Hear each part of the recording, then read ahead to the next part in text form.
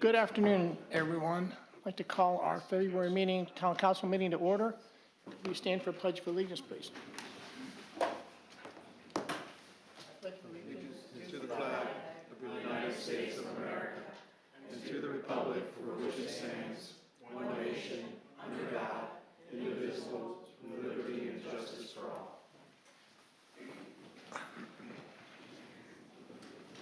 Roll call, please, Petra. Karen Labriello. Here. Mr. Monahan. Here. Mr. Bell. Here. Here. Ryan Silver. Here. Ms. Tillerson. Here. Mr. Wilson. We have two sets of minutes under tabs 1 and 2. First set of minutes is from our December 21st, 2022 meeting. Could I have a motion to approve, please? So moved. Second. Any discussion? Mr. Mayor, just I wanted to commend our town clerk for her very accurate and very extensive minutes. Very much appreciated by this council member. I know a lot of work went into this. I've got on both sets of minutes just a couple of, I think, more grammatical changes, and would be, if it's okay with the council, would simply deal with those with her after the fact. Certainly. Okay. With that, all in favor? Aye. Aye. Second set under tab 2 from our January 10th meeting. Could I have a motion to approve? So moved. Second. Discussion?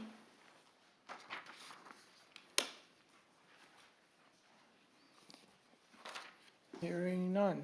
All in favor? Aye. Okay. Mayor's report.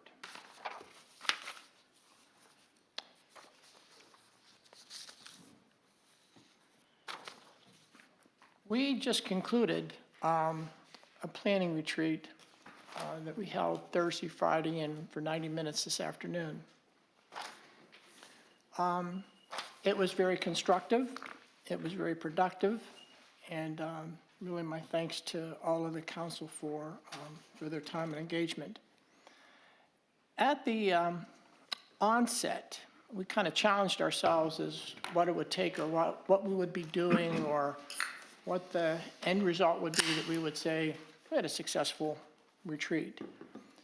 The agreement that we kind of made to ourselves is that, number one, we wanted to be able to identify all relevant issues. And I think we accomplished that. We talked a lot about a lot of different things. Number two, we wanted to ensure that we really had established assignments, responsibilities, timelines, expectations, and the like. And I think we accomplished that also. And I'll talk a little bit about that in a minute. So to the extent that we took those things into account, we felt good about what we had accomplished. In terms of the issues, all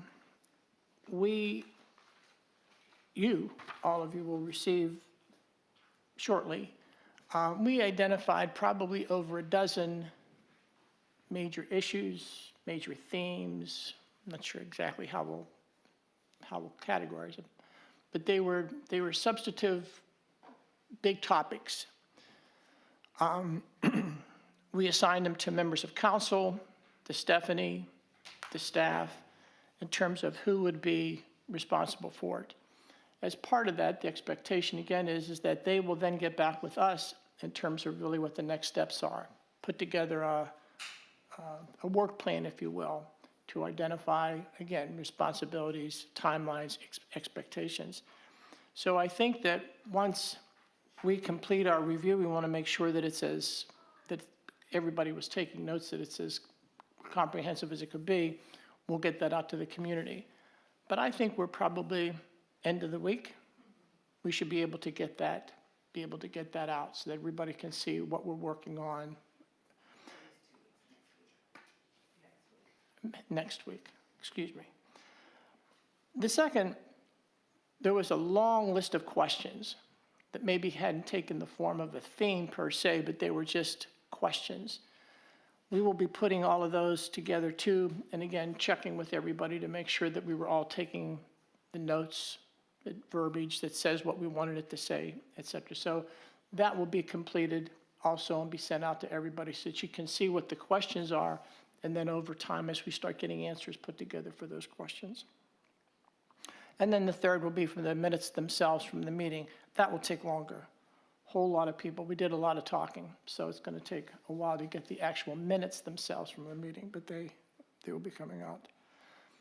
As the rest of the council members talk, they can, or share their thoughts. I have no doubt they will be adding comments to them, but that's kind of how I summarized it.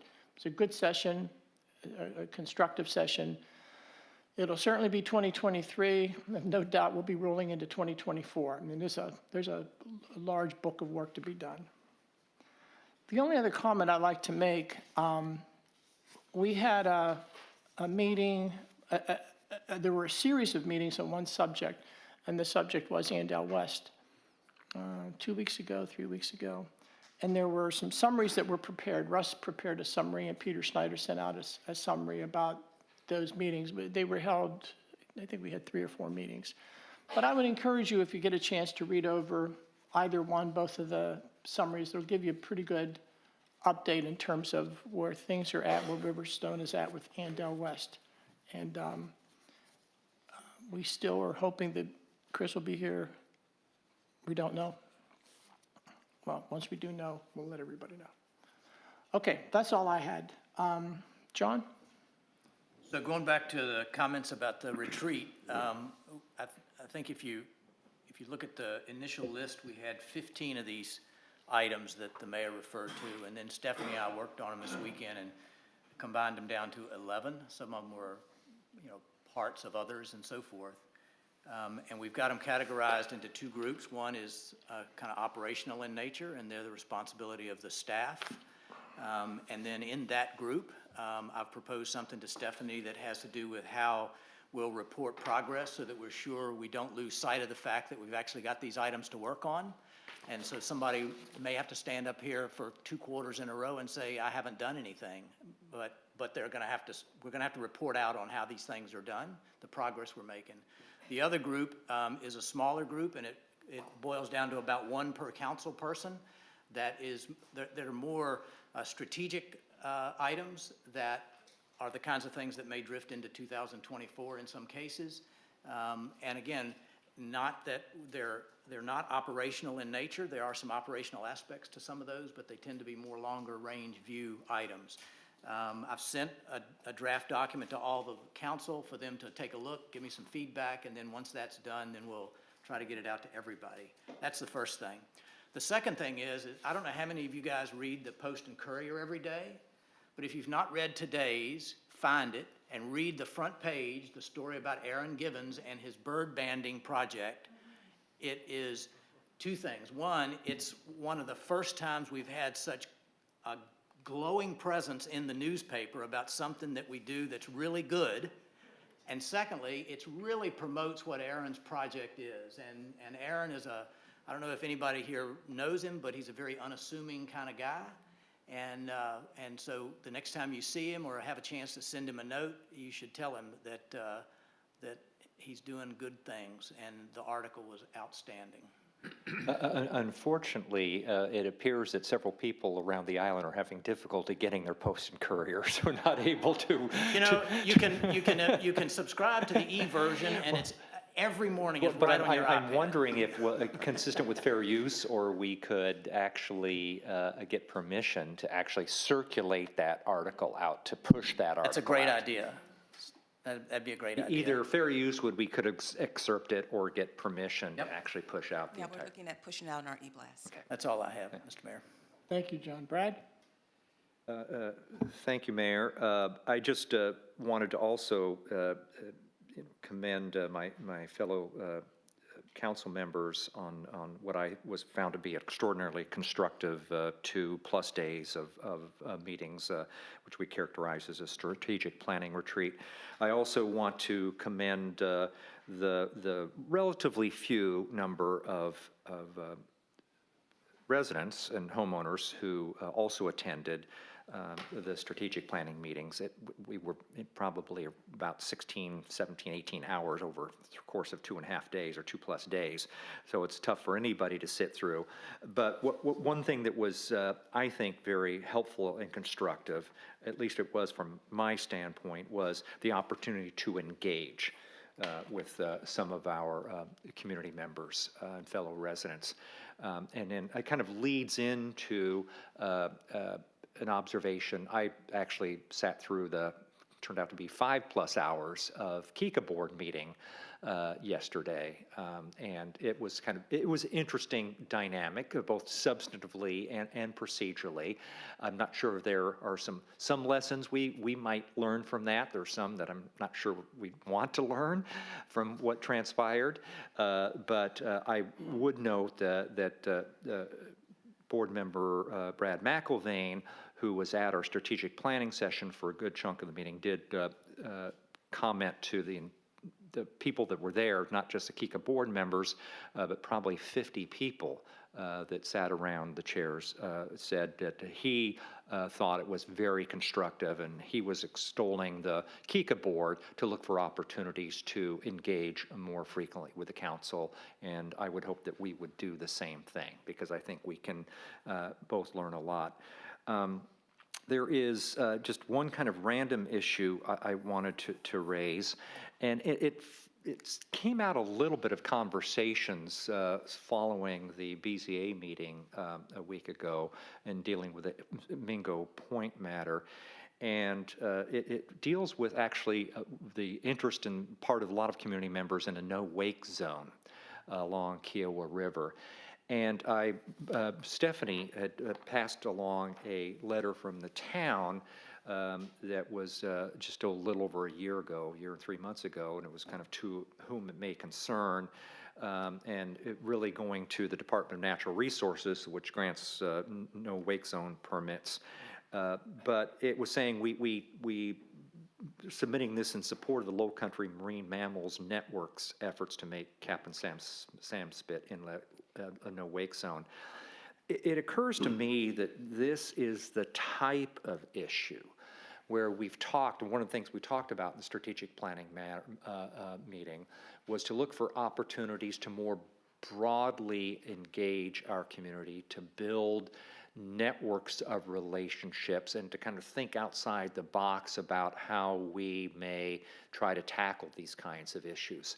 And this is one where, you know, in addition to what we've done before, that it might be a good opportunity for the town to work together with the town of Seabrook, with the most affected HOAs, which would include the Point, Riverview, Inlet Cove, and Cacique, and I think they're all interested in the Low Country Marine Mammal Network, and not just send a letter to the DNR requesting collectively that treatment, make it more focused, but also potentially reaching out to the chairs of, Senator Campson, for example, of the Fisheries, Game, and Wildlife Committee at the state, and the chair whose name escapes me of Agriculture and Natural Resources, the oversight committees for the DNR, to try to get their support for something like that.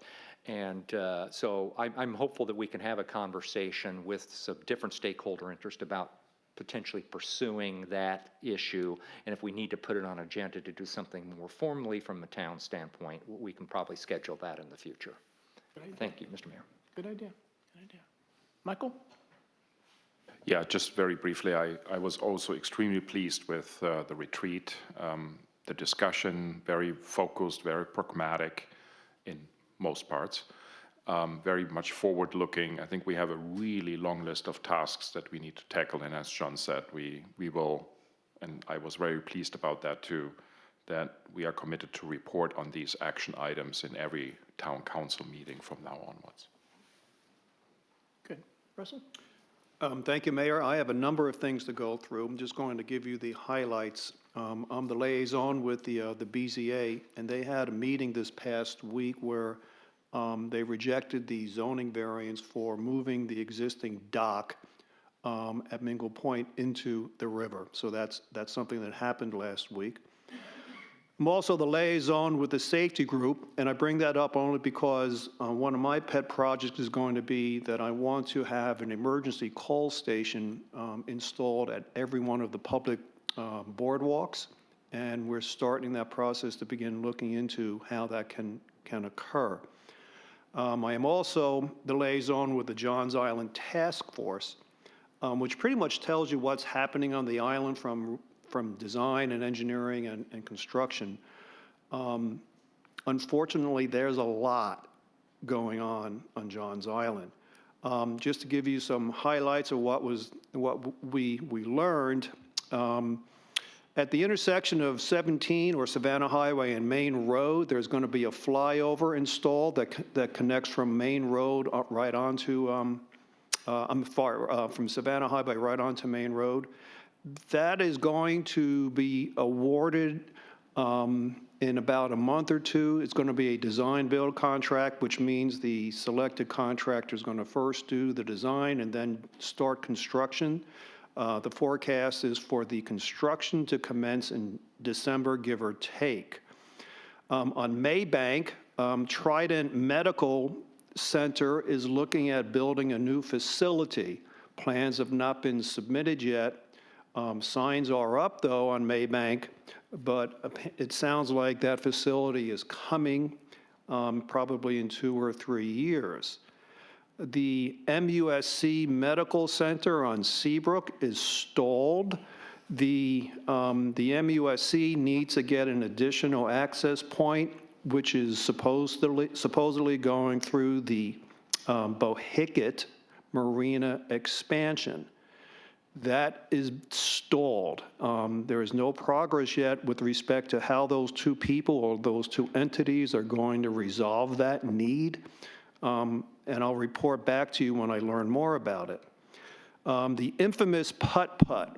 The owner of the Putt-Putt is looking into buying land on Maybank.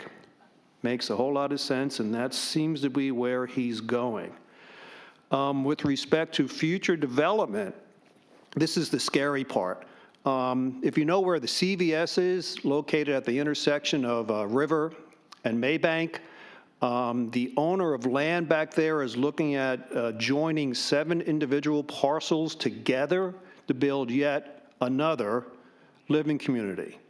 And if that's not bad enough, where the food line is located at that exact same intersection, development is also going to be constructed right behind that food line.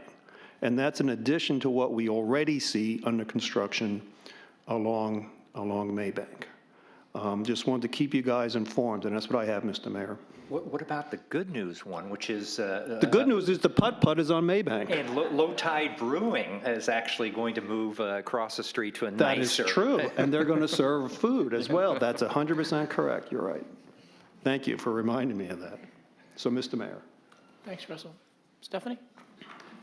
Thank you, Mayor. One of the things I just wanted to bring to you guys' attention, just food for thought. This is going to go through the Public Safety Committee and then potentially come back to you all for discussion purposes.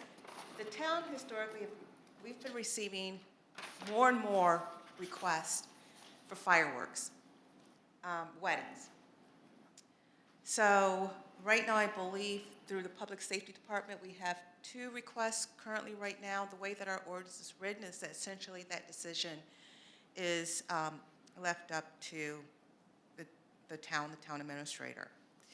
We have allowed fireworks in the past. Of course, we allow our various entities to do fireworks, but now we're getting more and more requests from brides. And then, of course, we get concerns from the community saying we're now potentially starting to see fireworks more than just twice a year. Normally, when we get the requests during turtle season, clearly we can say we're concerned about that, that's a no. But we are seeing more and more of those, or we are receiving more and more of those requests. And ultimately, if this is something that council would like to address, we would need to look at our policy that we have and amend that policy to reflect whatever decision you all like to make with regards to fireworks during the non-times like, 4th of July and New Year's. So So Stephanie, let me, if I can understand this, we have a policy, no fireworks. Well, our policy really is that it doesn't really say no, it just allows the discretion of the town to approve it on a case-by-case basis. So what So we. fireworks aren't prohibited. Right. I mean, you can't do like individuals, sparklers and all that stuff, but fireworks are not prohibited. It just allows the town to approve it on a case-by-case basis. Now, during, I believe, turtle season, that's the only time that it's really restrictive, but outside turtle season, then it really becomes trying to determine when they want to have it, the location that they want to have it, how many we're getting requests for, say, a weekend for a wedding. So it becomes very subjective. And so what we would like to have the discussion through the public safety, and then ultimately if it comes to council, is to try to remove some of that subjectivity away from staff, from saying, well, we allowed this person, but we didn't allow that person, and having a reason why we need to either approve it or not. It makes sense to have objective criteria, but my recollection is driving in during holiday periods, there's a sign that's always posted that says fireworks are prohibited in the town of Kiowa Island by ordinance. That's during, so 4th of July, so individual homeowners can't just come and shoot fireworks out. That's what the sign is for during the 4th of July period. But during other times for weddings, our ordinance does not essentially restrict it, it just leaves it up to the discretion of the town to approve. And so, and there are no criteria whatsoever right now, either they're established by policy or regulation or that the town is. Right, the only criteria right now, of course, is if we do allow it, it has to go through the proper channels. If it goes through the St. John Fire Department, they review it, they have to have a professional company come and set up. We make sure, essentially, if it's on the beach, we try to tell them to clean up, after they leave the beach, but other than that, no. And have we approved non-July 4th and? Yes, I'll bring, it through the Public Safety Committee, we'll have a sheet showing, it's not a lot, I don't want everyone to think that we're approving, 20 a year. But sometimes if you set aside, the entities doing it for the public, if we're looking at weddings at the time, pre-COVID, we were probably only getting about maybe 4 or 5 requests a year. But we're already in February, we've gotten 2 requests. So I don't know if that number is going to start creeping up or if it's going to still be on average about 4 or 5. But I do think from a town's perspective, if this is something that, this has come up several times in previous councils, because the numbers were low, we just said we're going to continue monitoring it.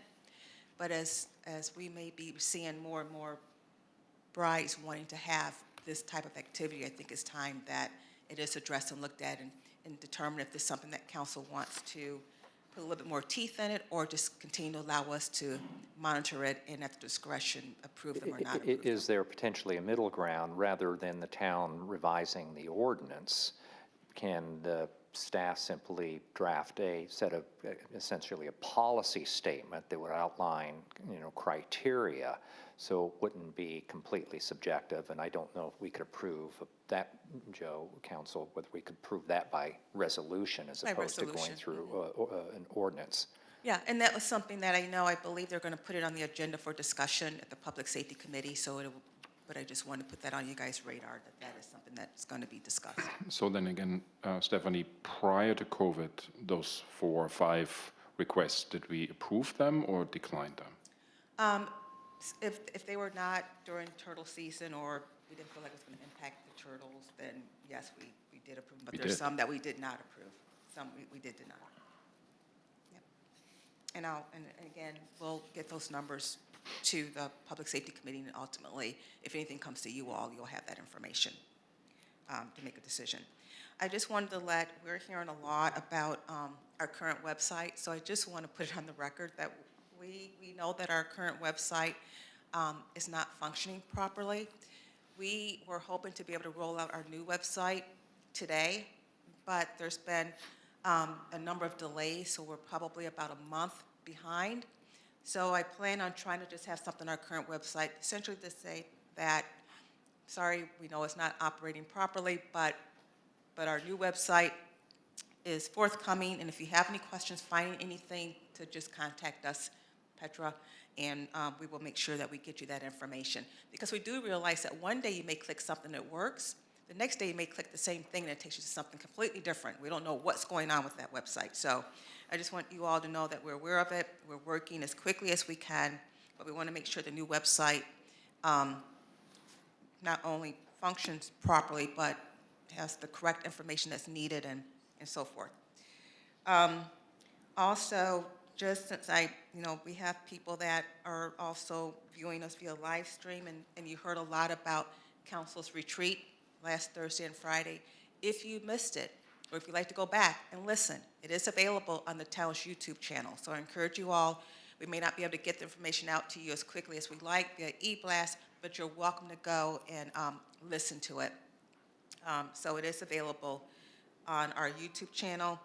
Also, please encourage anyone that if they have not signed up for our e-blast, please do so. We put out a lot of great information through our e-blast, and so we just encourage you that let your neighbors know that if they don't know how to do that, please contact us and we'll help walk them through that process. Also, some may ask about the Seafields. I've just, in our senior staff meeting, the town did receive the building drawings in December, but we have not yet started the review process because we have not received the payment yet for the permit. We're hoping, we were told that the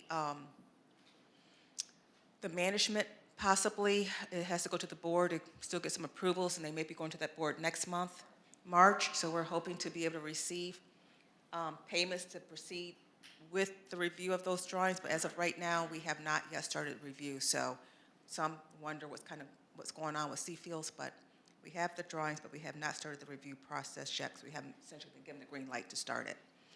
And then last, the town biologist will do the deer calling again this year. The good news is that our bobcat numbers are going up. We're able to trap, I believe, about 5 kittens or cats, and so that's great news, and we may have some more, and I'll have Jim Jordan do a report to you all next month. This year for our deer calling, we have about 80 tags, so we'll be doing that again this year. But our numbers, as he was discussing our numbers, I think he had showed you all at the retreat how our numbers were going up, and then in the last deer survey, essentially they're now coming down. We're seeing our bobcat numbers come up and our deer population come down, but we still need to be able to do at least another year of deer calling. So we're going to do that again this year, and we have 80 tags, as opposed to last year we had 200 tags, and the year before that we had 100. That is it, Mayor. Thank you, Stephanie. Citizen comments? Yes, ma'am.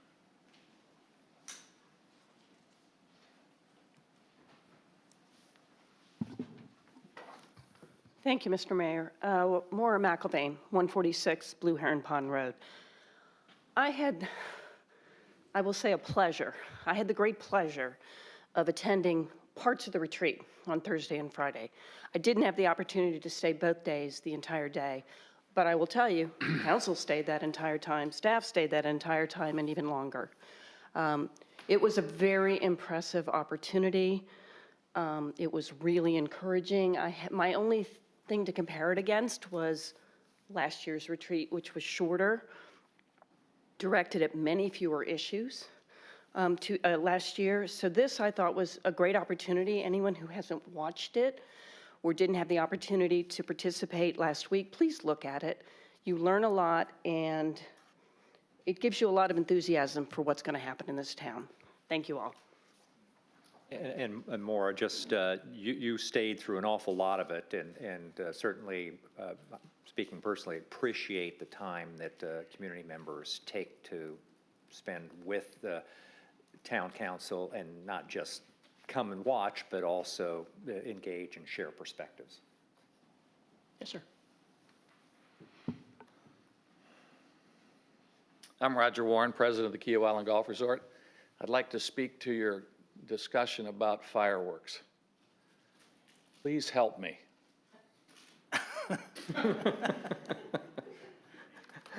We enjoy putting on the fireworks for the island at New Year's and at 4th of July. And I'm sure my wedding salespeople don't know what I'm going to tell you. And I know that it'll fall on them to deal with the brides and their brides' mothers.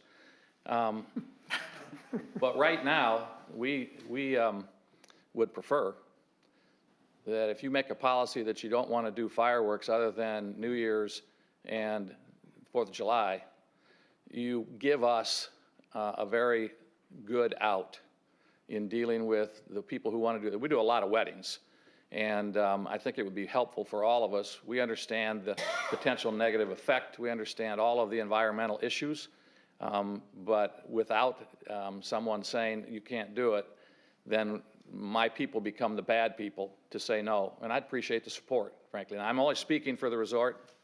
I know that the club, I think, does weddings also, but it'd be very helpful if we had a policy, whatever, you know, if you don't have to go through the ordinance part of it, just a policy, that would be fine. And all we have to say is the community doesn't allow it, and we move on, and we continue. Also, if you only want to have one fireworks show at 4th of July and one at New Year's Eve, we can talk about that too. They're expensive. We're happy to, but we spend the money because we think it's good for the community, but we would gladly just do one if you want to do that. Now that's not a good marketing move on our part for the resort, and if you want to show us some leeway, we'd appreciate that. And in that policy, I would just ask you too that none of us know what kind of events we're going to have maybe in the future. And sometimes those events, depending on the time of the year and the nature of the event, it might be an opportunity to make an application that could be reviewed by whatever committee or whatever process you put up to have it reviewed for special occasions. But I think on balance, we would exclude weddings as special occasions from my recommendation. And I'd like to make one other comment about your planning session. I was not here, but I've been watching it bits and pieces. And Stephanie, you did a good job trying to get him to talk in the microphone. I want you all to go watch it, and I want you to understand the frustration that it was to try to watch it and have some very comfortably sit back in their chairs and talk, and it didn't come, you couldn't hear it, and then immediately you'd turn up your volume and somebody would speak right into the microphone and it would blast us. So please get better at that, will you? Guilty Thank as you very charged, much. Roger. Thank you. Anyone else? Old business. This is a carryover from last month, since this is the second and final reading. And there was some important discussion relative to an inclusion. So I don't have the old one with me, John, so if you can walk that through with everybody, please. So this is our comprehensive marsh management plan. In December of 2022, Planning Commission did recommend approval. At last month's January Town Council meeting, first reading was approved for the marsh management plan, with the understanding that Council directed staff to sort of revisit this structure of the proposed Kiowa Island inter-entity executive committee, and putting more clarity on what that committee does as a function or propose how that would potentially operate, with the understanding that the town would take lead in sort of our efforts around marsh management planning. So I'm just going to walk through sort of what has changed from first reading to second reading, and sort of what's before you today. So the recommendation that's being presented is that, opposed to the formal Kiowa Island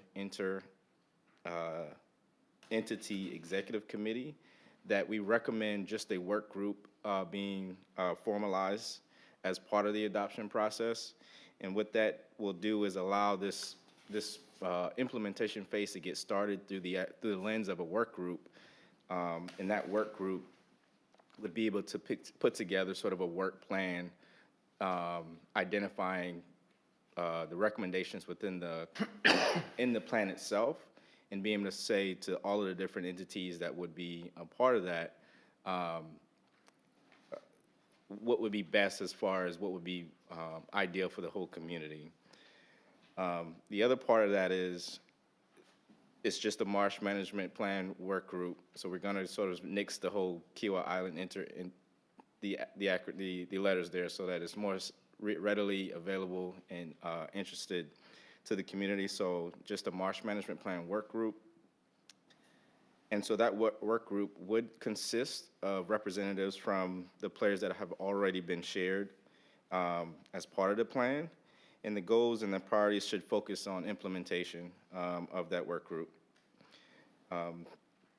Now, at last council meeting, some of the things I want to comment to, some of the things that were kind of discussed there around who else may be involved. This work group may be able to bring in any partner that they see value in adding towards implementation.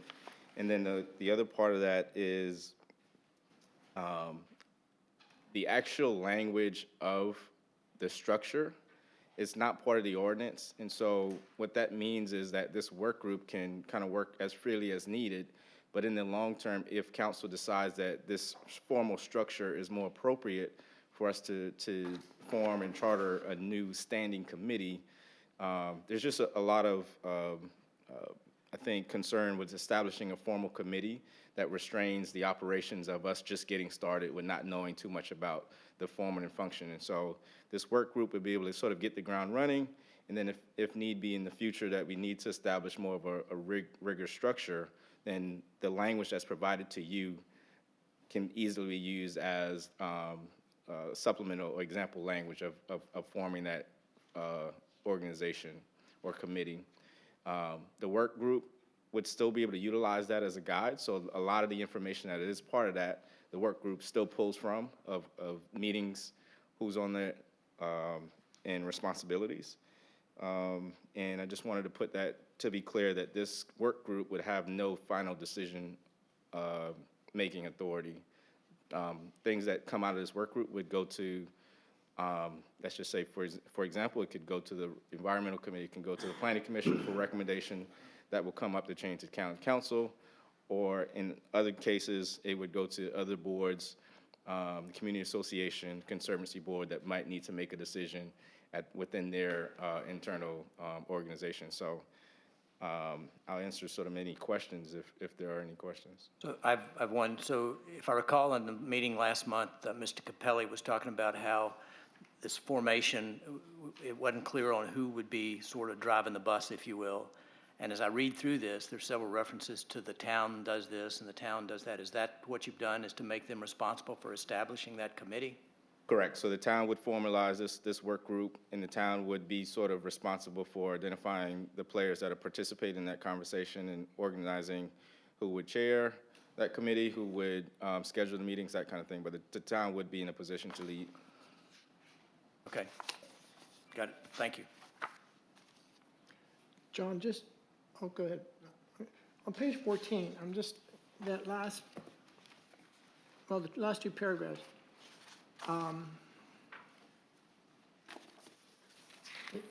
Governance needs to be formalized by the entities, groups should engage in open conversation, build trust, et cetera. Needs a clear statement of decision-making protocol that does not rely solely on consensus. So we are going to that point. So what essentially this, what's being, as part of the overall plan is a recommendation to establish this committee. What I'm saying today is that we do not take this specific recommendation of formalizing that committee, but establish a work group that has similar goals of building outside of consensus. I'm not sure if that. Kind of, sort of. So we left last month asking for something more concrete. So we have it, but you're suggesting not to approve this? Am I understanding correctly? Yes, so not to approve, not to tie this committee to the adoption of the plan itself. If council decides at a later date that we would want to establish a committee through a charter. So essentially, if based on previous recommendation that was provided, it would be another standing committee adjacent to the planning commission, adjacent to the environmental committee, opposed as this work group can kind of work underneath those two groups as see fit. So the intention, John, is really to be more agile and fast Correct.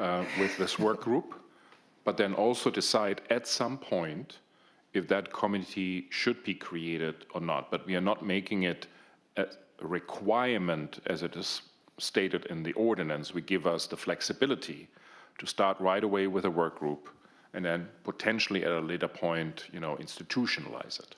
Correct. Is what you're saying. I think there's just some concern early stages of this that we might want to nail down before that charter comes into place. Okay. Just kind of following up on that, John, I think you've answered the question, but in our materials, Section 3 of the ordinance just simply says, Marsh Management Work Group, will form a work group. But we also have attached is an example structure of the KIIEEC, but there is nothing happening right now with regard to the KIIEEC, and the work group is not this. The work group is not that, but it could utilize that as some tools and guidance. Okay. But my understanding was that the purpose, the authority, and the membership of the work group is intended to be the same as it is here stated as an example by this KIIEEC. Yeah, so we wanted to at least put some metes and bounds of what this work group would be doing in its Right. first meeting, right? And so that provides that. Okay.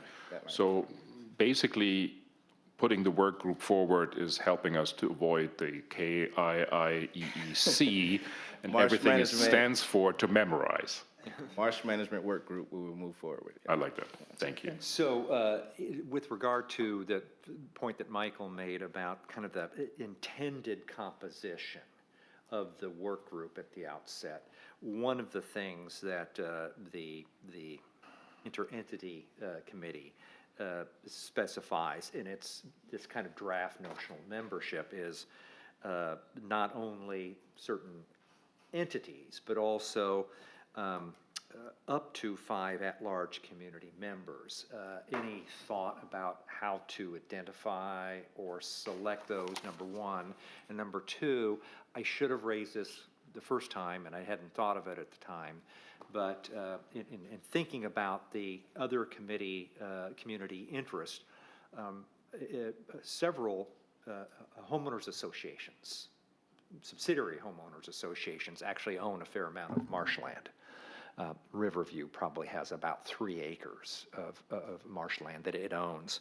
Is there any thought about specifically trying to engage those homeowners associations that may actually, as part of their community property, own or control significant acreage of marshland? So we would administer just how we would do typically any of our established work groups in reaching out to interested persons.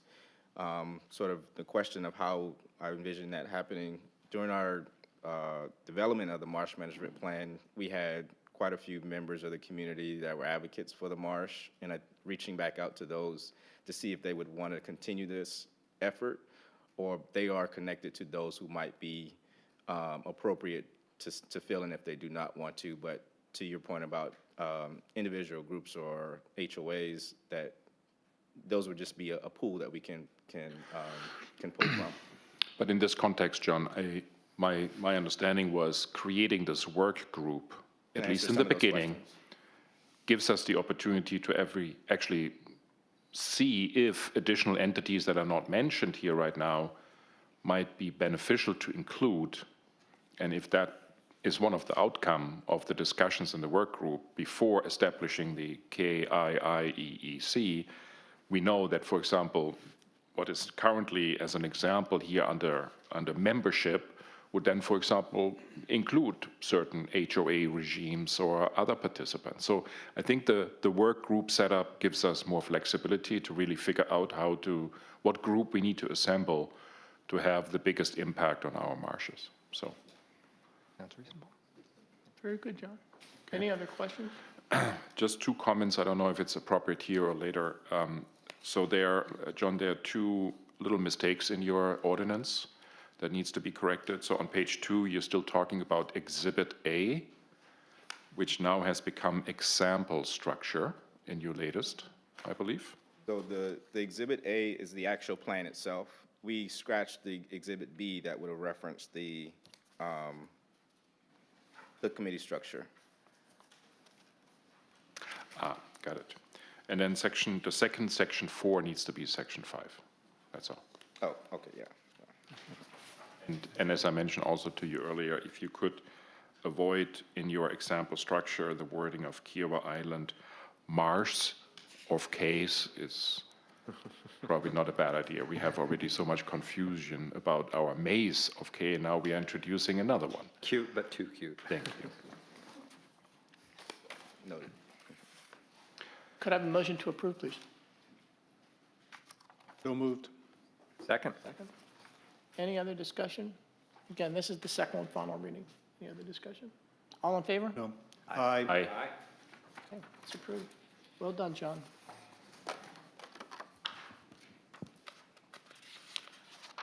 Can you put on your calendar, John, give periodic updates how this is progressing? This is something that is of such importance to all of us, a great deal of interest, and it's a very good study, so periodically. Okay, to new business. We have two, A and B, that have gone through the Ways and Means Committee. So our first item is the off-duty deputy contract with Charleston County. Steph? Yes, Mayor, members of council. This comes as a recommendation from the Ways and Means. The one discussion that we had with regards to our current off-duty deputies, how can I say this? Making sure that they are not coming on the island and working for both entities at the same time. So we did add, I worked with Joe, and on page 2, number 6, we did add the last sentence that states, however, deputies that are part of the town's detail would not be working for any other Kiowa entity during the times they are working for and billing the town of Kiowa Island. Other than that, I believe there was just some other just general discussions, not necessarily pertaining to the contract. So if there's no other comments, I just ask the council to approve this. And one of the things is that I have sent this to the sheriff's office. She has not commented, so I'm taking that as that she was supported. But of course, if you all decide to approve it, I need to send to her for her signature. Sheriff Graziano. I have 2 questions. Yes, sir. Is this now the time?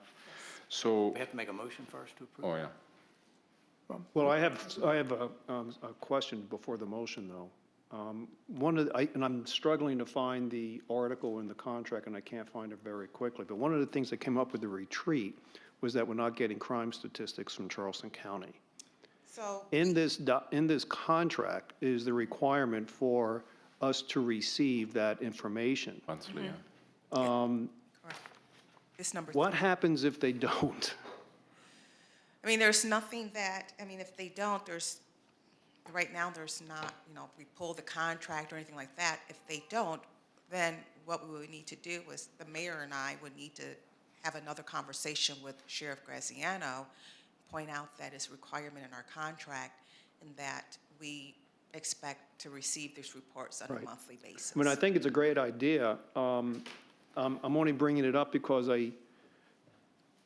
the authorization from Charleston County is not the sheriff, it's the operations chief designate. So I'm not sure how that person can oblige the sheriff to do something the sheriff doesn't want to do. That's why I'm bringing it all up. I'm not. The sheriff is not signing this document, and the sheriff is sheriff- already refusing to provide this information. Well, the sheriff does sign the document. Yeah. This off-duty document is signed by the sheriff. Our permanent contract is signed by Charleston County chairman, but the off-duty one is signed by Sheriff Graziano. Okay, good. So also in that exact respect would have been one of my questions. So this paragraph 3 on the first page of the contract stipulates that our monthly activity reports provided. So my first thought here was, of course, that this was added after our discussion on Thursday or Friday. No, this But was. I'm now kind of sensing that this was already in the prior contract. No, I added this section for first reading. So section 3, I elaborated, and maybe I even added. Based on that. our discussion on Friday. No, Oh, this was added prior to our retreat. got it. So we have to have This the was same added for thought. Ways and Means meeting. Okay, good. We've had this issue for a while, so it was included in this contract. Right, but it's not included in the prior contract. That's correct. Got it, okay. Can I ask a second question for me to understand? So in the prior page that you provided, request for town council action, under headline analysis, you are elaborating on the cost compared to budget. So if I look at year 2020, year 2021, the spending for this program was somewhere in the 90 to 95% to budget, okay? But then when I look 2 bullets further down, the average percentage of coverage in terms of personnel is only in the range of 70 at best, 65 to 70. So there's a disconnect for me, if you can help Yeah, me. so we typically, so on the contract, so we obviously want to assume that we have 100% coverage, which we don't. So in our budget, we always budget about 70% of the cost of the contract. And so for the last 3 years, we've been running in the mid to upper 60 range, but we normally budget just 70% of the contract cost. Got it. And we put in the 70% into the budget because we don't believe that the sheriff is able to meet our 100% demand? Well, or- just historical Historical. information has just shown that we have not, since I've been here, we have not ever had Got it. 100% Thank you. coverage. Good questions. Stephanie, it's a fairly minor issue, but the last sentence you added on number 6, ideally, on a go-forward basis, I'm not sure it warrants going back again if this has already been socialized with it hasn't. the sheriff, but delete the other Kiowa entity, just delete Kiowa, and, ideally, they would not be on double dipping on, with regard to any entity, regardless of whether it's a Kiowa entity or not. Probably a good point. Okay. And just the reason, by the way, I'm not sure, the community members may be aware, Get it. kind of, I'm sorry. Oh, yes, I'll delete that before sending it. Okay, is that we understand that Kika has contracted for Charleston County Sheriff's off-duty to do traffic enforcement. And there was simply a question that arose as to whether there was actually any visibility or any control as to whether we were actually both paying at the same time for the same off-duty deputy. And this is trying to make sure that that is not the case. Right.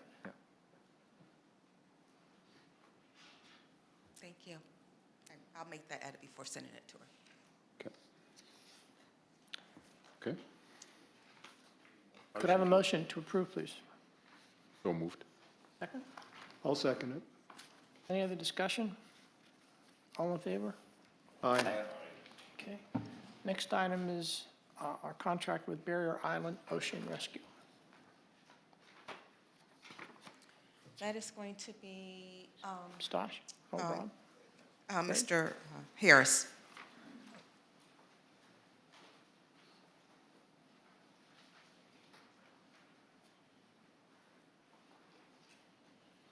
Good afternoon. We presented this contract, this proposal at the Ways and Means in reference to renewing the Barrier Island Ocean Rescue code enforcement contract that the town has.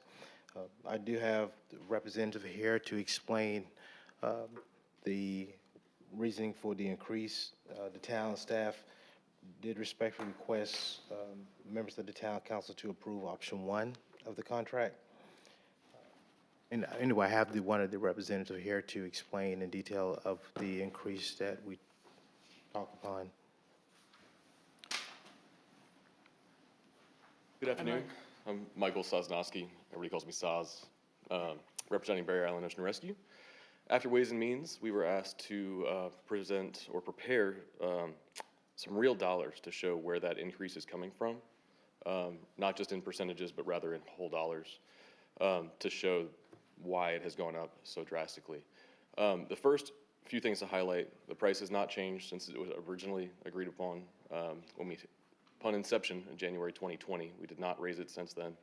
And our intention is that we don't need to raise it again between now and the end of the term, which they are one-year terms, but it's a 3-year scope.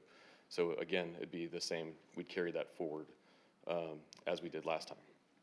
But what we prepared, as anybody in the room who pays hourly workers, our biggest expense is payroll, the biggest increase since COVID and all of the changes that we've had since then. We've had, so I'll just run these down. We highlighted our 6 largest increases. We've seen a $41,229 increase in payroll. We've seen a $24,000 and change increase in vehicle costs to include fuel. We saw a $15,000 increase in training costs. And that's by nature of this contract. The only way to train for this job is to have somebody ride with you until you are prepared to work. We had $13,000 that we're spending for retention, advertisement, and promotion just to hire staff, which we've never had to do before.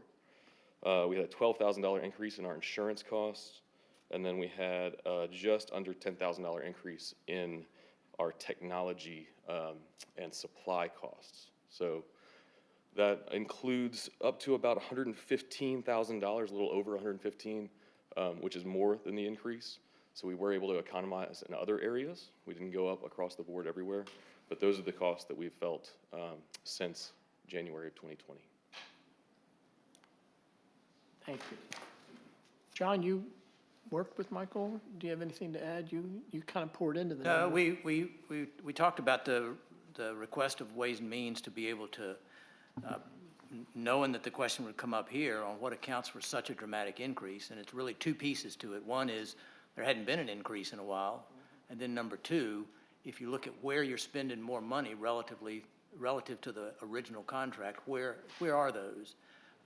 And does it account for at least $100,000, if not more? And so I asked him to prepare that to at least give everybody a sense of where the money's coming from that's going to go into these increased numbers. Good, thank you. Michael, who do you benchmark against? Wages for firemen, wages for EMS, are they comparable, or do you keep an eye on those? We do. We can't keep up. If you look at the starting pay for a firefighter that's got no training, it's more than we pay now. And we're asking these guys to come in trained, and as well as be able to physically do the job required of beach patrol as well as code enforcement. Council Well, questions? Michael and Rob both, if the council wouldn't mind, I would love to have the community, anybody who's watching who's here now, get a little bit more explanation on what it is that Barrier Island Ocean Rescue actually does, both the ocean part, beachfront part, as well as the code enforcement, and how you train your people, what they are trained to do. Because I was frankly blissfully ignorant of some of the scope of responsibilities and the extent to which, for example, there are code enforcement issues, and if they sometimes overlap with KICA, you don't just call KICA security, there's someone else to call. And maybe you can even say how to reach you guys. But if you wouldn't mind, I think it would be beneficial if you wouldn't mind just spending maybe 3 or 4 minutes to give a little bit of background and context to what it is you guys do on behalf of the community. Sure, is that appropriate in this setting, or should we prepare a presentation for another meeting? or- Just literally, just like you did with me last time, just a Okay. high level. Just to emphasize though, Mike, tell them, as Brad brings, how you're trained, what you're able to do. I think that's important, people.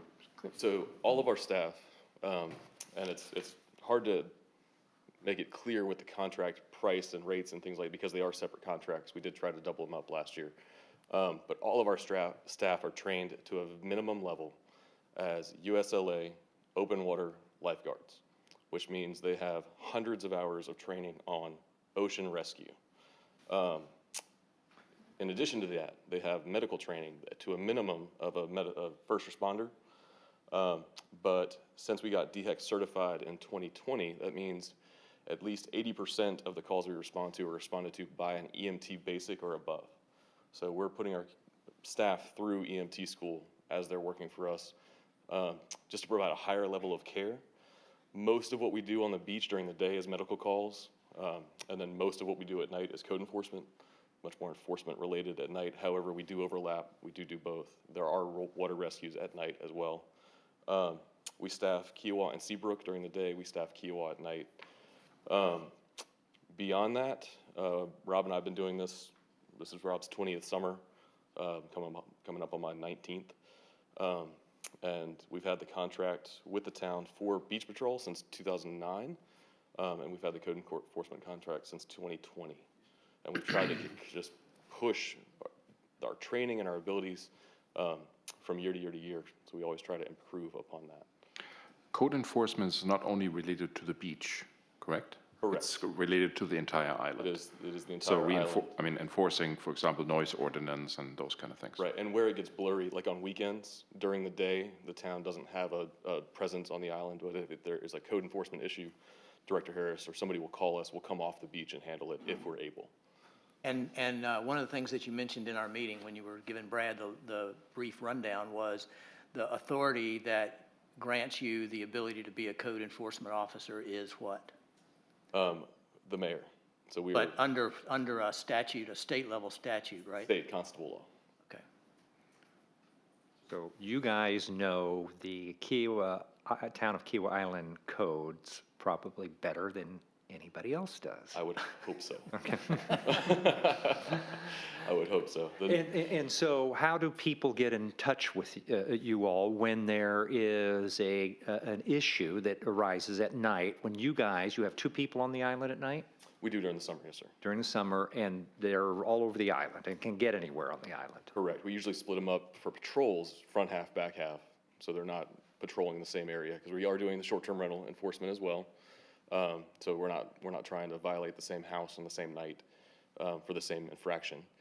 But when we get dispatched by 911 or by the gate or by a phone call directly to us, we will respond with the appropriate amount of response, whether that's the two units coming together, Rob and I coming from home, whatever it might be. But if you see our little Tacomas, we do have lights and sirens. We do ask that you get out of the way for medical emergencies and rescues. And where do they find that number to call you, since people have probably on their cell phones Kika Security already plugged in? After you said, I never knew you existed, I went back and looked. Rob and I went back and looked, and the town has actually put this in e-blast or emails. We found over 70 times. Okay. So you got to read all the way to the bottom. Conversation about the e-blast and getting to the bottom. There is a short-term rental hotline that rings through to us, and that number is 843-259-2137. And then we also, yes, sir, 843-259-2137. And then we also carry a dedicated line at night, not to muddy the waters, but this rings through to the actual person on the beach.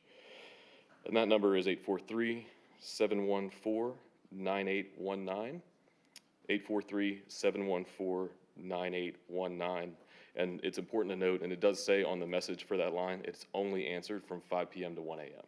The other hotline pushes through 24 hours a day. And is there a reason it says STR, short-term rental enforcement, as opposed to just code enforcement? That's how this contract, the inception of this contract was in response to the short-term rental ordinance. They needed to have enforcement, the permit fees, pay for the enforcement. What we didn't know, because we hadn't been code enforcement officers at night out here since 2015, is all of the other things that were coming up at night. And as you see on the statistics, I think we've seen fireworks are fun, especially when they're permitted weddings. We still get all the noise complaints. But you look at the statistics and see how the short-term rental violations have gone down, because the resort and the other agencies, they actually are accountable now, and they have understood what needs to happen. Homeowner complaints have gone down because we sent warnings to everybody that this rule applies to you as well. But the other enforcement, that other category, keeps creeping up, because more and more people have our number, more and more people know that, hey, there is somebody to call. Let me get this handled now, whatever the situation might be. But at the end of the day, calling 911 is the best way forward, or? If you have if you're in your mind, should I call 911? The answer is always yes. Yes. Always yes.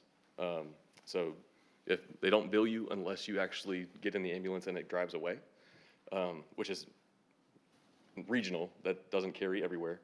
But here, you can always call 911. You don't have to go with them. They can just check you out, whatever you might do, and they'll dispatch us in that sense. Very good, Stash. Thank Very you, good, guys. Rob. Thank you. Appreciate it. So does this count for like 71 times now?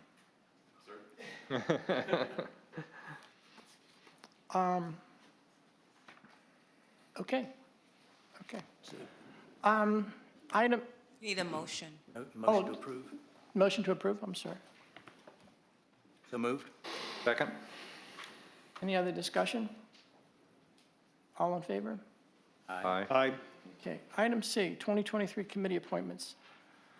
Could I have a motion to approve Frank Cassidy, whose term will then expire 2026? So for Frank, this is just Frank Cassidy. This is just Yes. Frank Cassidy. So moved. Well, go Mr. Mayor, I'm not sure procedurally whether it needs to be a motion, but I had a general kind of question and/or comment with regard to all of the appointments.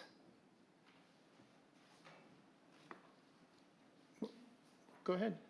And this actually somewhat perversely rose in my mind as a result of some of the conversation that occurred yesterday during the KICA board meeting. And it as to whether the town has a conflicts of interest policy with regard to service on any of our commissions. And I just posed the question to Stephanie, and I believe the answer is no, we don't have a conflicts of interest policy.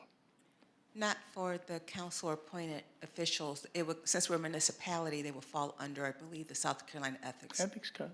Well, and Is that I'm reading correct, the Joe? Ethics Commission or the Ethics Code, it doesn't appear, but I'm not really sure that it covers appointed officials.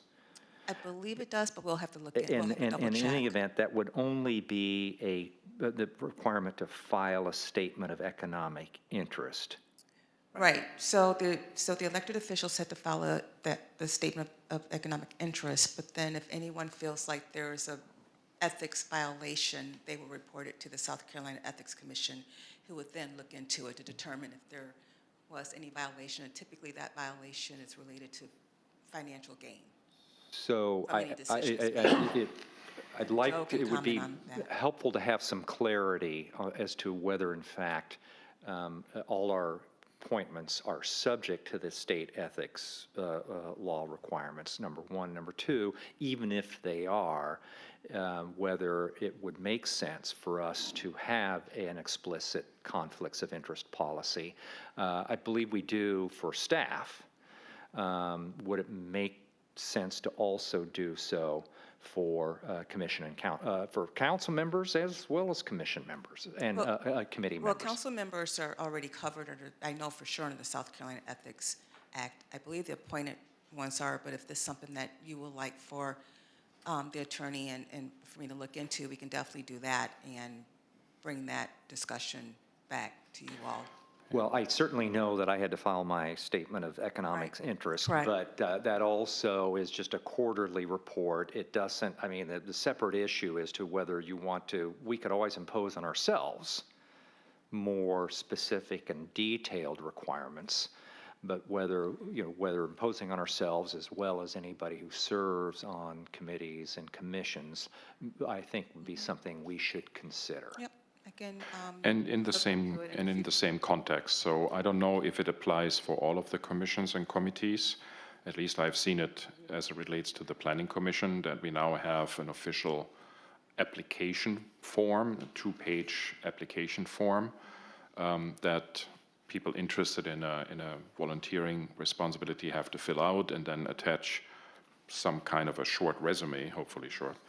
But there's no question on that form as it relates to conflict of interest. I think because normally you wouldn't know if you're going to have one, not until an application comes before you. Well, yeah, so I extended, or I resolved this issue as it relates to the Planning Commission by asking that explicit question during my interview.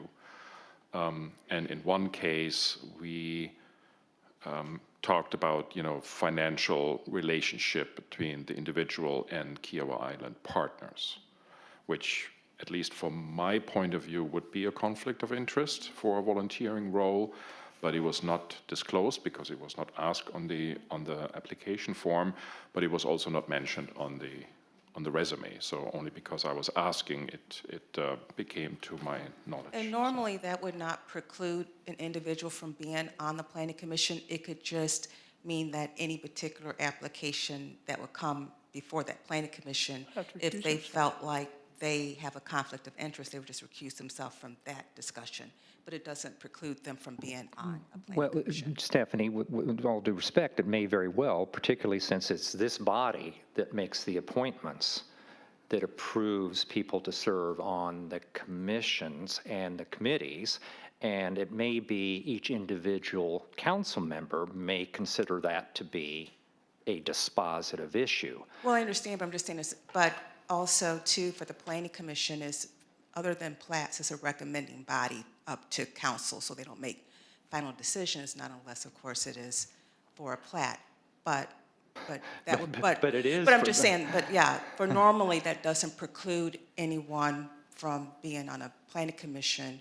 But yes, if council collectively feels like somebody should not be on a planning commission because they may feel like there's something that could be a conflict of interest for a particular one application that may come before them, you're right, that's a decision that council needs to This have. is a point of reference for years. Many of us who serve on other boards, Our Lady of Mercy, Habitat for Humanity, receive large amounts of money.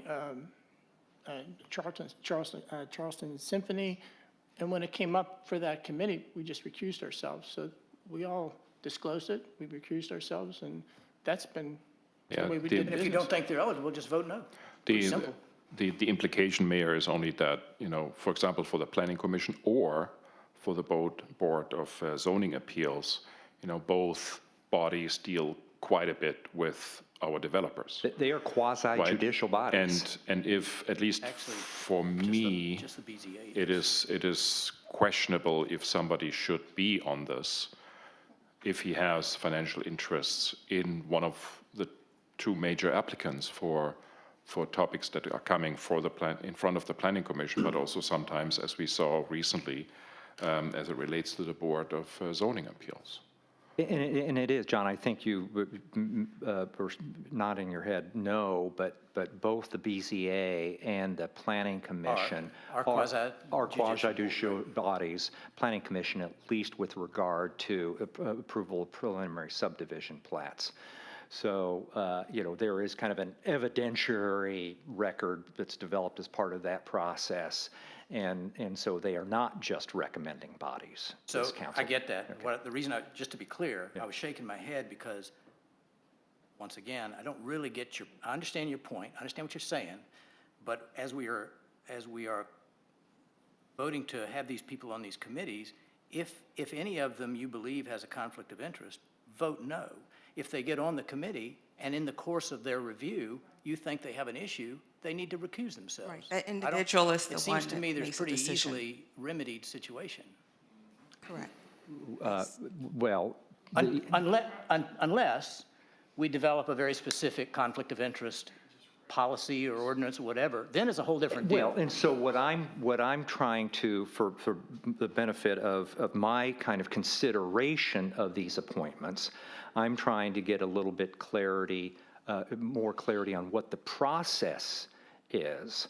as to kind of how these names were recommended to us. What are the relevant qualifications for the positions?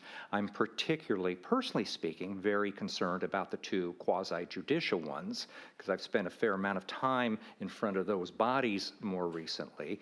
So I want to make sure, in the interest of all our constituents, that we make sure we have the most qualified people on those bodies, and that we make sure we have a rigorous process for vetting the candidates that have indicated interest.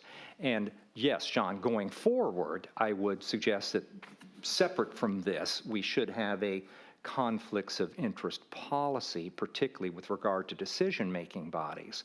But I'm also trying to understand what the process is. These names are being put forward to us. I've simply got the resumes. I can look at the resumes and make my own conclusion, but I'm hopeful that there's a bit more rigorous process that's underpinned Well, this. certainly for the Planning Commission, Michael executed an extraordinarily rigorous process, and we have people to vote yea or nay on today, and we should do that.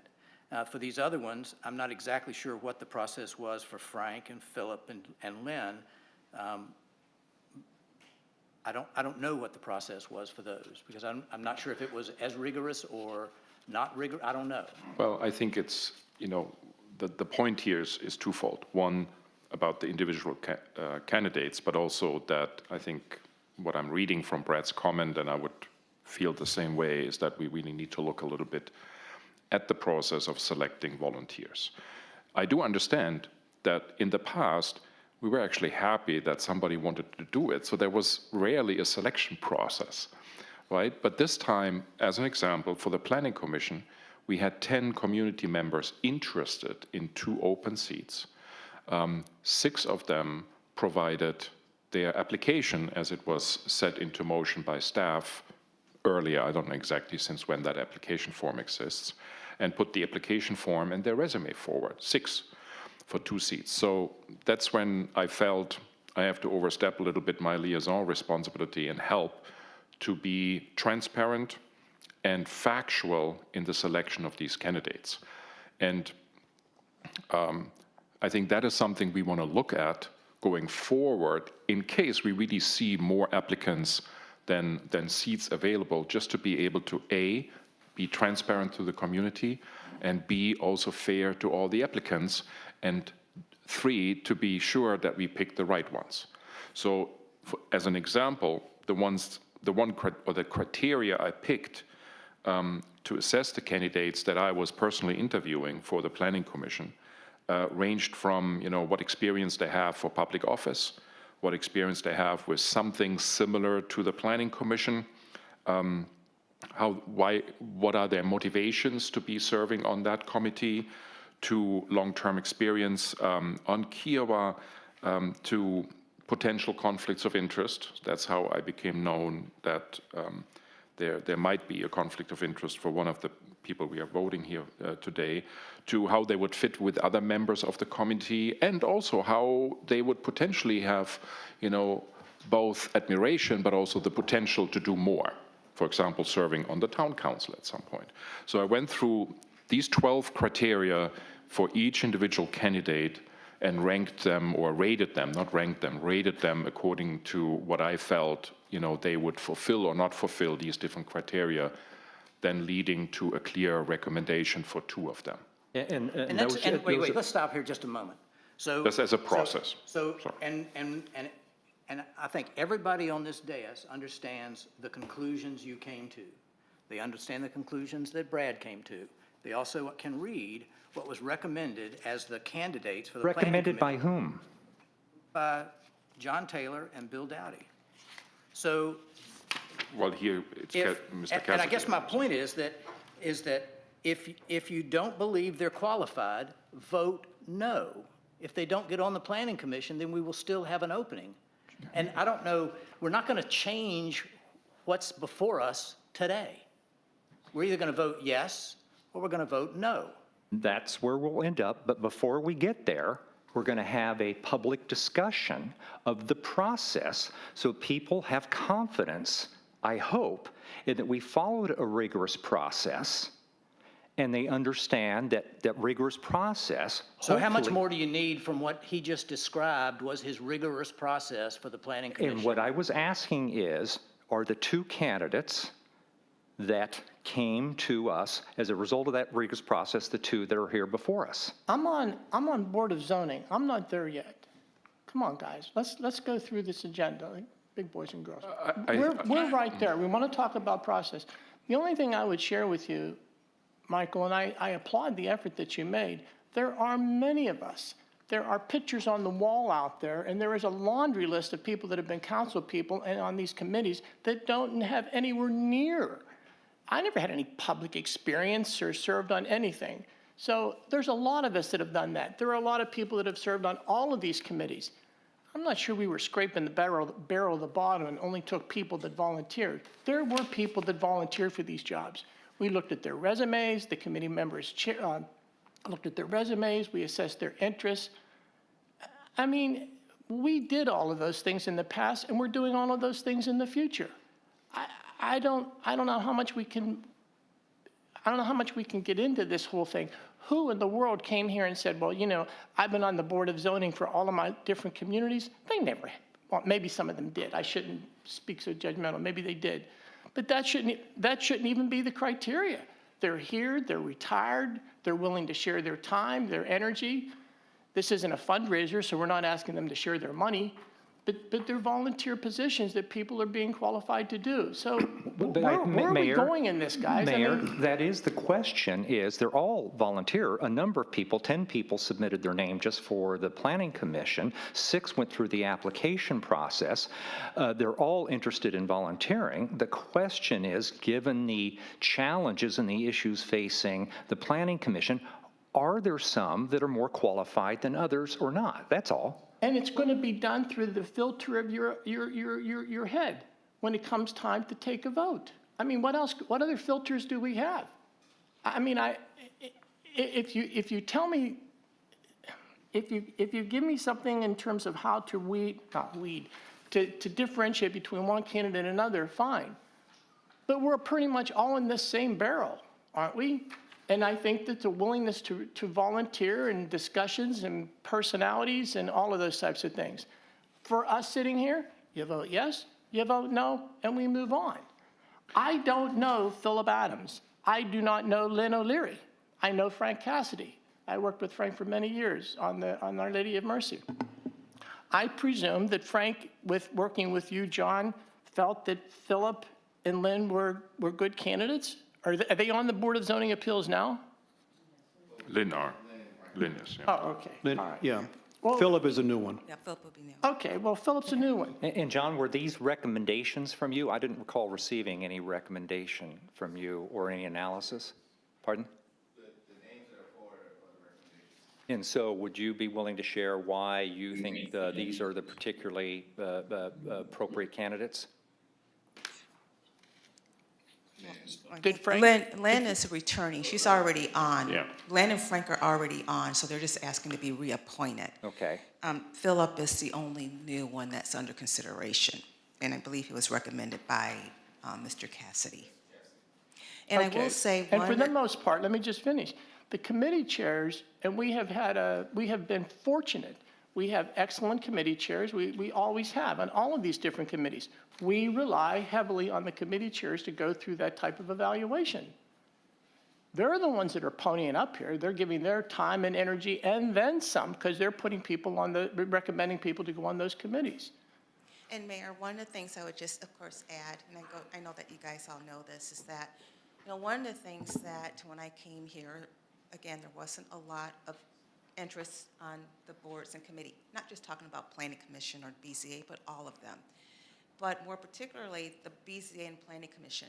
One of the things that, if we are seeing more and more people expressing an interest, one of the things that this council could consider doing in the future is putting term limits.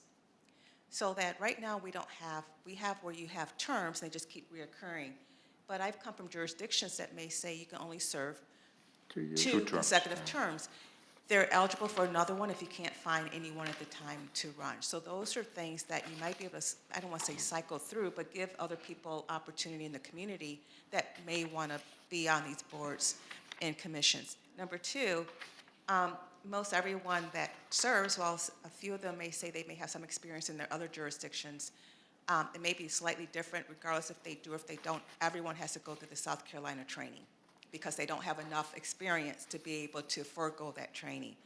So anyone new has to go through 6 hours of training, and then every year, if you've been on, you have to go through 3 hours of training. We also offer all the time opportunities for BZA members and Planning Commission members to attend other training opportunities that's put on by the South Carolina American Planning Association at the town's expense. So while I think a number of people may come on with various levels of experience, some not so much, some may have just a little bit in their other jurisdiction or may have a lot, but they also have to go through the same required training in the state We of do South that for the Carolina. municipal judge. They have to take Pardon a, me? don't the municipal judge have to go through a class or a course or The, something? our municipal judge does go through class. In community I'm a- crime, and I remember some of the Yeah. applicants didn't wish to do that. Right, but yeah, that's, some of the things that moving forward, if we want to That's a good put suggestion. together a much more formal process and change some of the things, we can look at what some of the other jurisdictions are doing and make those changes moving forward. And Stephanie, I think your suggestion about considering term limits is a very good one, and I think that's something that we should on board. And Mayor Labriola, I need to respectfully disagree in one respect. I welcome and applaud the desire of community members to volunteer their time. But it is also my view that, and this is part of the conversation you and I have had about the evolution and maturation of this town, is that there are some positions, and particularly those that are quasi-judicial in nature, where it's my own personal belief that simply a desire to give up time is not necessarily the best criteria. And if there is relevant professional background and expertise that is, would meaningfully contribute to the unique work of those types of organizations, my own view is that should be given substantial consideration, as opposed to just someone who may not have any particular background or relevant background, but simply is interested in giving back of their time. So Brad, I'm really glad you talked about that, because I just wanted to, since we've already talked about this process that was done on a spreadsheet for selecting the PC candidate, part of their criteria has, in my mind, nothing to do with the selection of the candidate. One of them is the potential to serve on the town council in the future. That is, with all due respect, Michael, I applaud your attempt to make this a mathematical equation in order for the cream to rise to the top. But the potential for a candidate to serve in the town council in the future has nothing to do with being on the planning commission today. It had nothing to do with it. Another criteria had to do with longtime experience on Kiowa.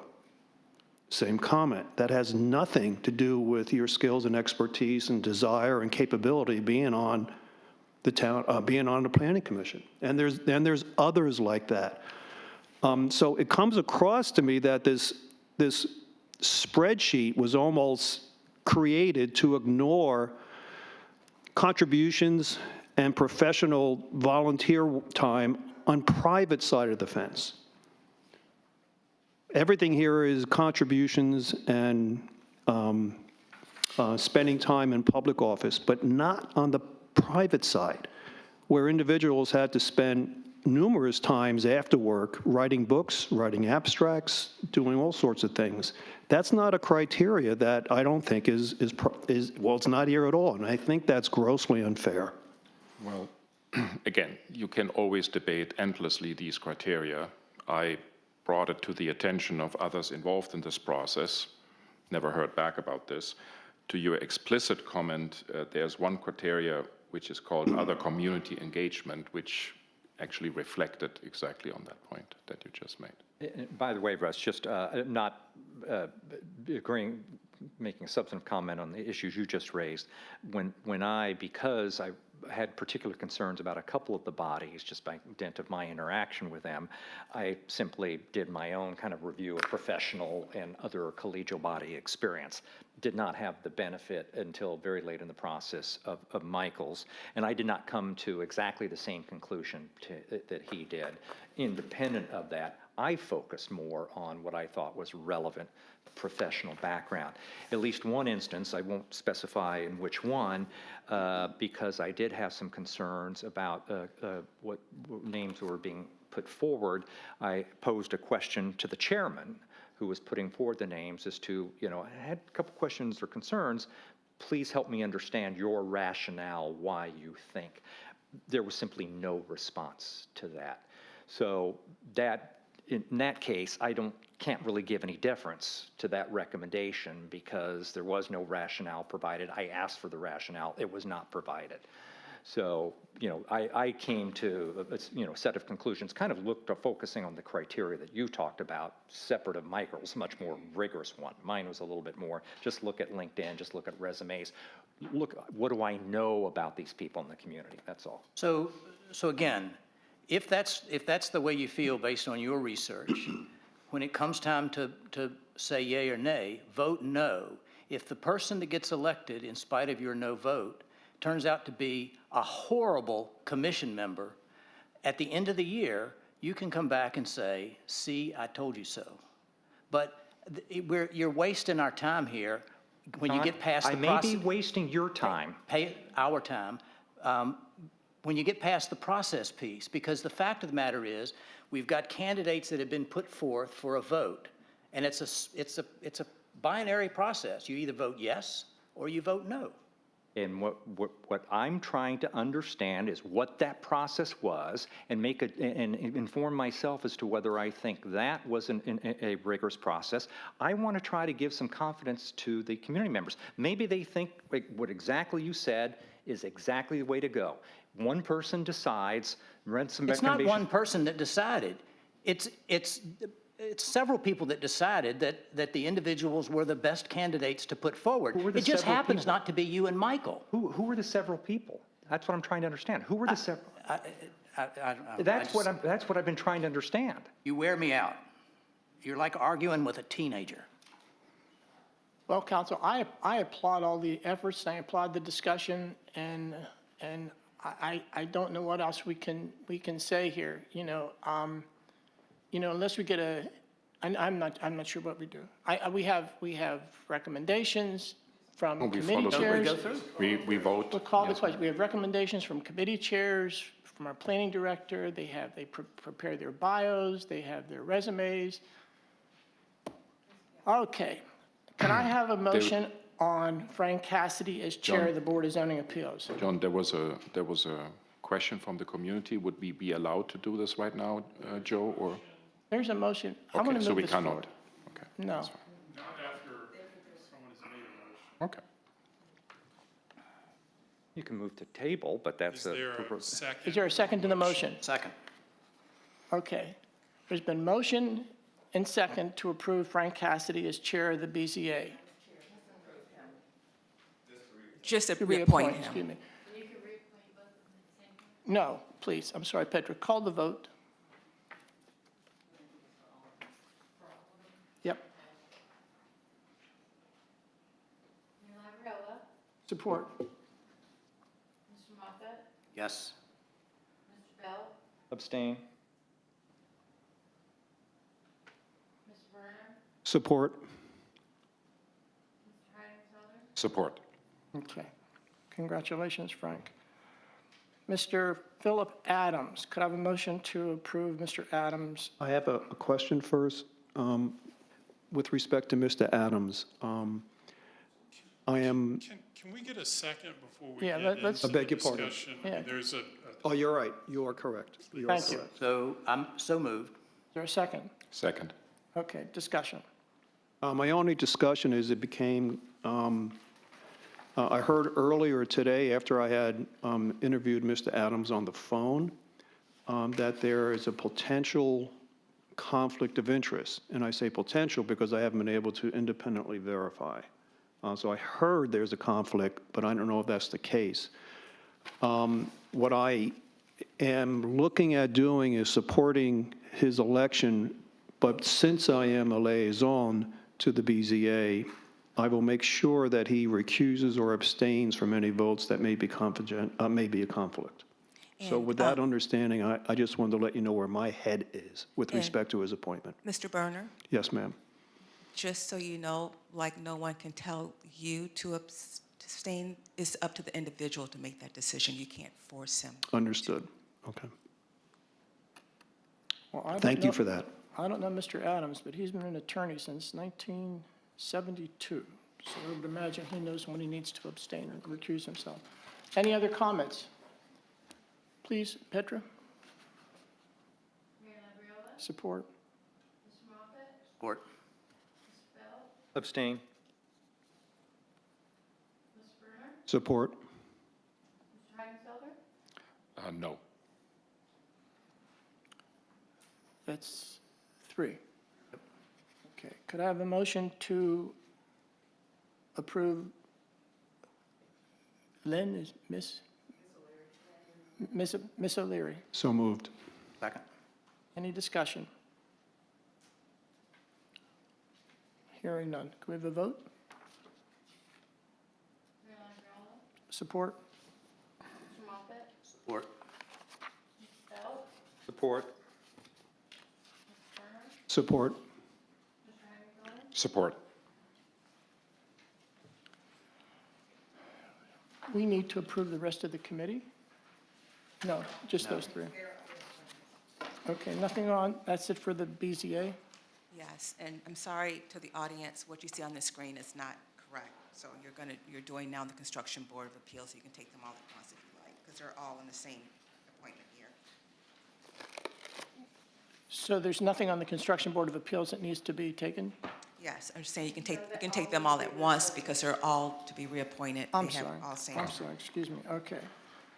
Could I have a motion to approve all at one time? Mr. Lingle, Mangan, Sager, Beverly, Hattigan, and Cade to the Construction Board of Appeal. So moved. Is there a second? Second. Any discussion?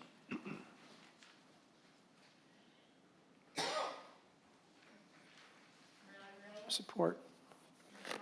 Support. Mr. Bell, Support. Support. Support. Okay. This is the 2023 Environmental Committee.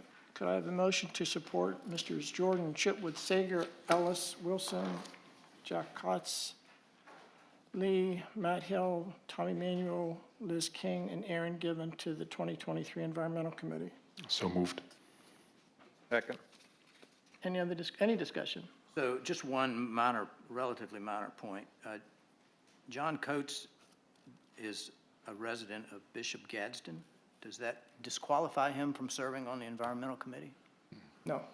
No, the charter clearly says that also non-residents can be appointed if wanna they make have sure, a certain 'cause- qualification. Yeah. And in the case of Mr. Kotz, I think that's more than true. Yeah, he's definitely more That's than correct. qualified, no question. And there's actually a second also on the list that is not a resident, but highly Mr. qualified. Chitwood, So, yeah. Any other discussion? All in favor? Petra? Aye. Oh, wait a minute, I'm sorry. sorry. We're calling the roll. Call the roll, please. so moved. Did we do that? You don't have to call the roll on this one. You can take it, no, you can take this all at once. We got the okay that we're okay, Steph. Yes. Mr. Bell, Yes. Yes. Yes. Okay, thank you. 2023 Planning Commission. Could I have a motion to support Mr. Curran for appointment? So moved. Second. Any discussion?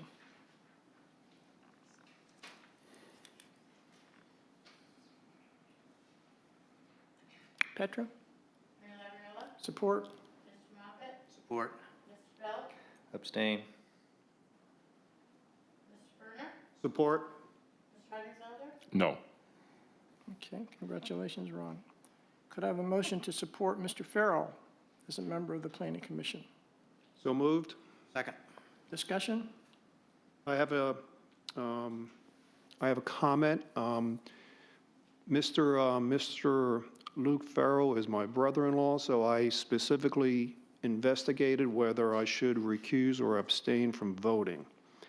So I investigated the Roberts Rules of Parliamentary Procedure, which indicated that I would have to abstain in situations where the outcome would direct me financially, which in this case it doesn't.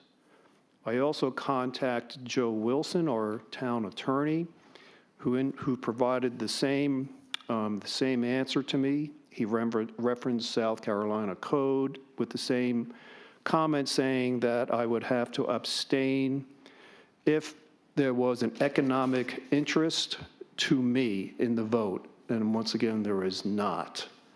So for those reasons, I am not abstaining from this vote. Thank you, Russ. Any other discussion?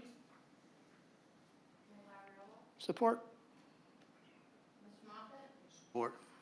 Mr. Bell? Support. Mr. Vernon? Support.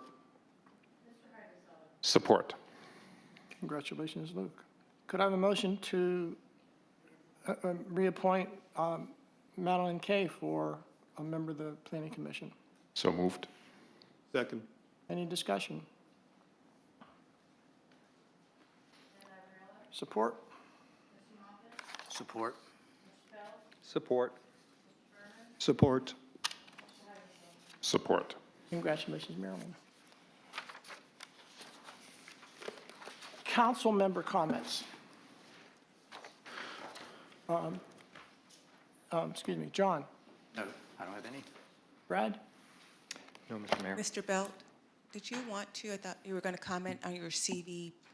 Oh, yes, thank you for the reminder. Just a committee report. These are generally characterized, I think, as committee reports. I am the liaison to the Charleston Visitors Bureau and attended their strategic planning retreat very recently. A very interesting organization. What is fairly noteworthy is that the town is a substantial funder of the Charleston Visitors Board to the tune of $706,825. Seems like a lot of money to me, and it is. We are their third largest contributor after the city of Charleston and the Isle of Palms.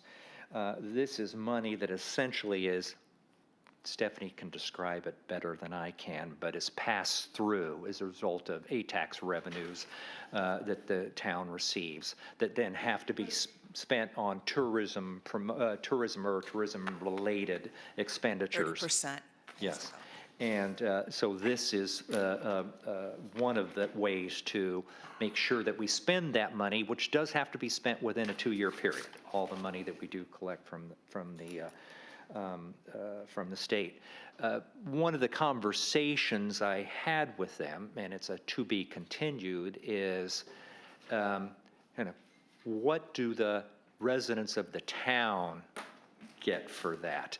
And what kind of part of that, where that conversation evolved is, I mean, they do promote Kiowa Island, they'll promote the resort, and that's kind of things that they should be doing. They promote Charleston more broadly, is whether there are opportunities, since, you know, they're all about getting dollars to spend in Charleston, is whether there are things that they can be doing, communications they could be making to the residents here to try to better apprise us of kind of what some of the touristic or visitor-related opportunities are around the region.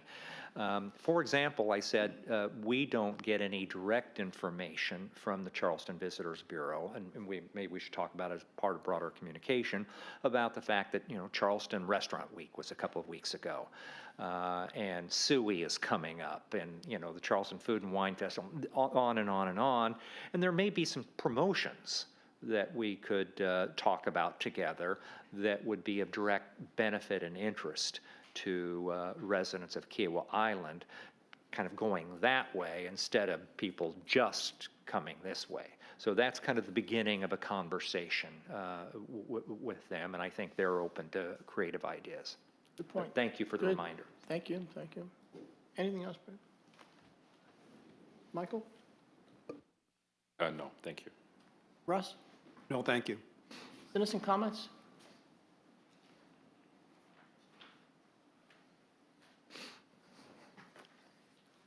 Alex Fernandez, 418 Snow Egret. It was mentioned with reference to Kika and conflict of interest. I just want to clear up.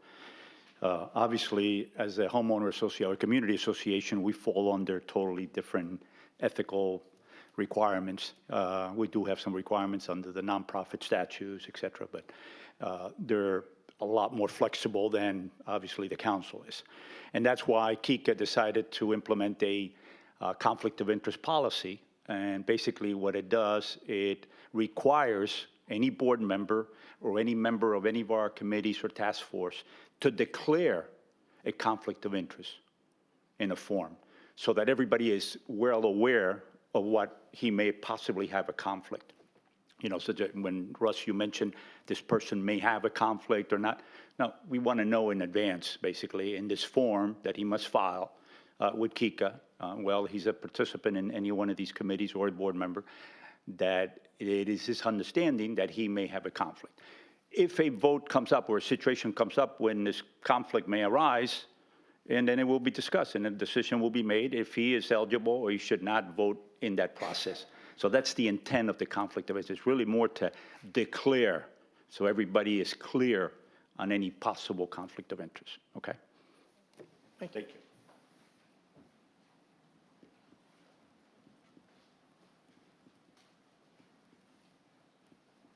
Brad McElvain, 146 Blue Heron Pond Road. To follow up on what Alex, Kika, what you'll see is we're redoing our bylaws, and we're going to be coming out with new revised draft bylaws.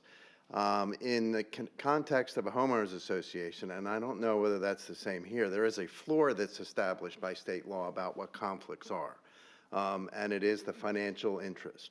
You will see that we have expanded that in the draft bylaws to where you can't, it impacts your ability to exercise your fiduciary duty, that where there's some thing that would make it appear that you may not be able to exercise your fiduciary duty without influence, then you have to recuse yourself. So I don't know whether there's a similar opportunity for that for the town, but I would encourage you to look and see whether the statutes that you're talking about are a floor or are the only requirement. And I just don't know the answer to that. But when we looked at it for us, the state statute specifically says it's a floor, not a ceiling. So I just wanted to bring that up. Thank you. Brad.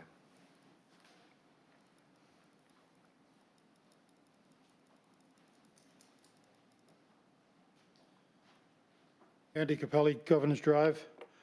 At least two of the council members have either voted for or participated in discussions, and at least one other who I assume has investigated or reviewed activities with respect to the Planning Commission, failed to mention that the Planning Commission has very significant principles regarding not only conflicts of interest, but standards of integrity. And I'll just read it. It's very brief. I'll read the preamble to our Planning Commission rules and regulations. Remember that your role is first and foremost to serve the community. And this pertains to every member of the Planning Commission.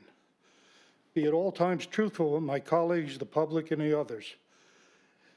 Avoid any actions that would cause the public to question whether my decisions are based on personal interests instead of the public's interest. And that one, I believe, is probably more susceptible to criticism than anything else, or question than anything else. So it's very clear we have no interest in serving anything but the public. Do not accept gifts or any other special considerations because of my public position. And I'll tell you, in my years of service, I've never been offered a gift. I'm hoping. Do not knowingly use false, inaccurate, or biased information in support of my position. Do not use your public position for personal gain. Carefully consider any promises made and keep them. And added by one of your council members for discussion at our meeting tomorrow is to be prepared for every meeting. I think that's somewhat redundant, but if we accept that, all of these standards, if you will, need to be adhered to by every commissioner at every meeting. And if in violation, the chairman has the right and the duty to remove that commissioner from service. So we can police ourselves. We've done it. We have the standards. So if you want to add anything more to state law or town law, that's fine. But you can do that, but only after considering what we already have in place. Thank you. Thank you. Any other comments? Lee? Hey, Lee Bundrick, Kiowa Conservancy, serve as their Senior Ecological Health and Conservation Coordinator, and I just wanted to make a comment about the marsh management plan. You know, the Conservancy has been looking into how we can help the town over the past 4 years to sort of see a plan go into place after the flood mitigation and sea level rise report. And we've put in some efforts to kind of provide some information to the town and look at some potential solutions. And I just wanted to say that we're really, really happy to see that y'all passed it and approved it. And it sort of kind of, you know, involves a lot of these organizations on the island that are also concerned about one of our wonderful natural resources. So I'm just here today to say that we're willing to collaborate in any way that we can to help y'all sort of implement this marsh management plan and to provide any analysis or anything that y'all need. So we're just saying we're going to be a willing partner for y'all, and we hope that we continue the collaboration. Thank you. Thank you, Lee. You work for a wonderful organization. Anything else? Just as in, Stephanie, getting back to a couple of things that was brought up about community awareness and the like, maybe one of our publications, one of them, that just like Andy talked about, you know, what's in the Planning Commission, our code of ethics, you know, because we, you know, when we get the question, do you have a conflict of interest policy? No, but we have that code of ethics. Maybe publish that so that the community understands what we sign off on to the state, both in terms of the code of ethics and the economic interests. And I don't know, they may find that of interest. Motion to adjourn. So moved. All in favor, we're adjourned. Thank you all. Aye. Is that everything? Yep.